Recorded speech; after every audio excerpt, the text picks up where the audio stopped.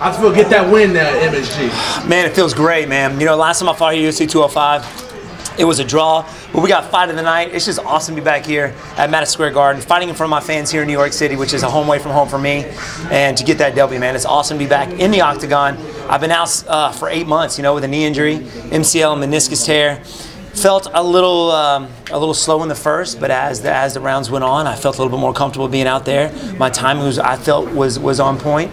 Man, he's a tough dude, man. I knocked him down in the second round, got right back up smiling. I knew he was going to be a very hard guy to finish. I knew he was going to come out looking for the leg kicks.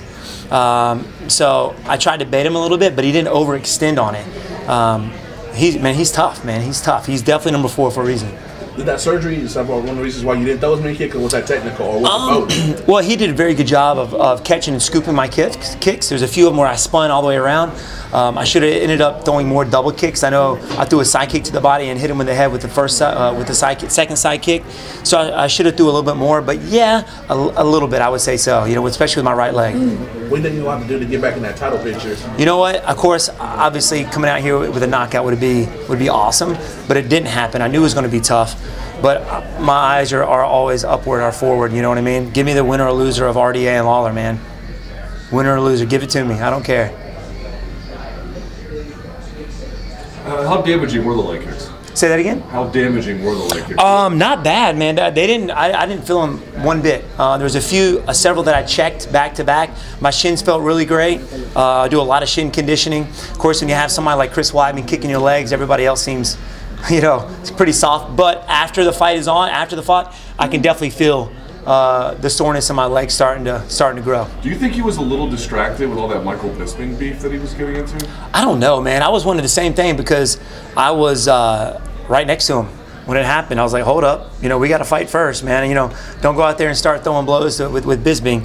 But I don't think so, man. You know, he knows the game. He does a lot of trash talking as well with his opponents. He didn't do a lot with me. I have a lot of respect for him, and if it wasn't for him, we wouldn't have this fight here right now. He actually shouted me out on social media. He was like, Stephen Wonderboy, where you at, man? Of course, I was on the injured list, but I was like, hey, I'm game. Let's get it going. So saw him at a few shows, and we're like, hey, man, let's get this thing going. Let's get this fight, man. I'm like, I know. Finally, the UFC jumped on board, and we got it here at Madison Square Garden.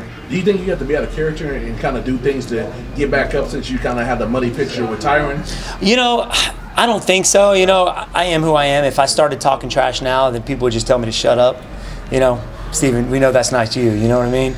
But, you know, I mean, Masvidal, I mean, he's a beast, man. He finished Cerrone in the first, should have been the first round. You know, he went all 3 rounds with Damian Maia at his best. Couldn't finish him there. I even thought he won it. I thought Masvidal won it.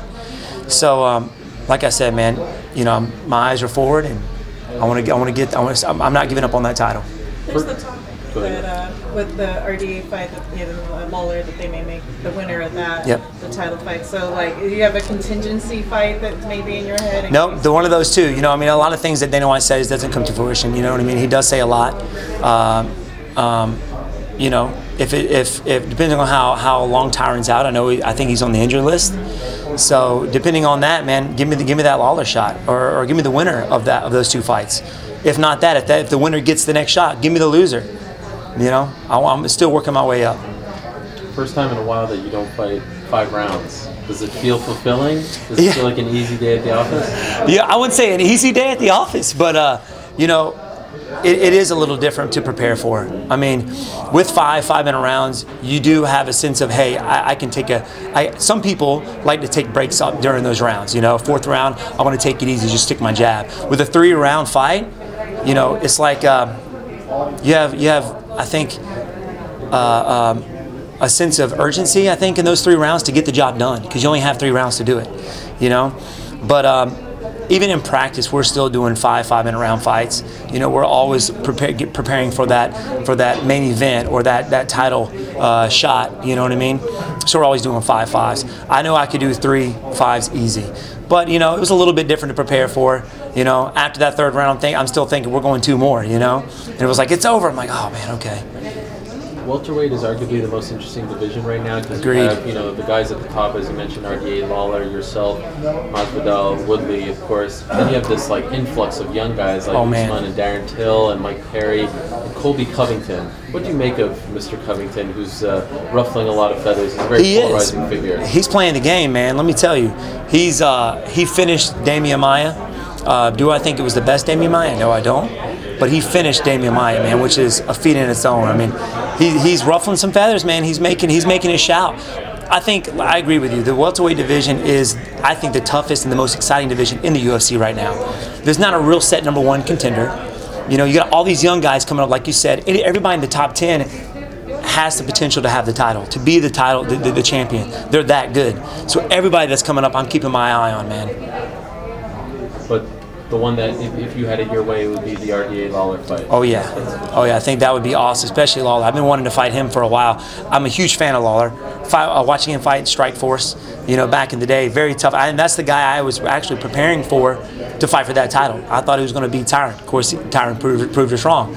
But man, I think that would be a beast of a fight. Stephen, did it free up your offense a little bit today that you didn't necessarily have to worry about the takedown? Excuse me, like you did against Tyron the last 2 times? I knew my opponent wasn't as strong as Tyron, but I know he's very crafty. So I knew he was going to look for something at least to close the gap, to work for the clinch, which he did. My takedown defense, I've been working really hard on with Chris Weidman, my wrestling coach, Coach Thomas Lee, my buddy Carl Reed, my brother-in-law, Carlos Machado. My ground game is getting better every day, so I knew he was going to look for that. It didn't really worry me that much. So yeah, I was able to throw my hands and feet a little bit more because I didn't have to worry about that. Congrats, Stephen. Thanks, guys. I appreciate it. It's good to see you, my friend. You too. No tornado's been happening, man, after our last one.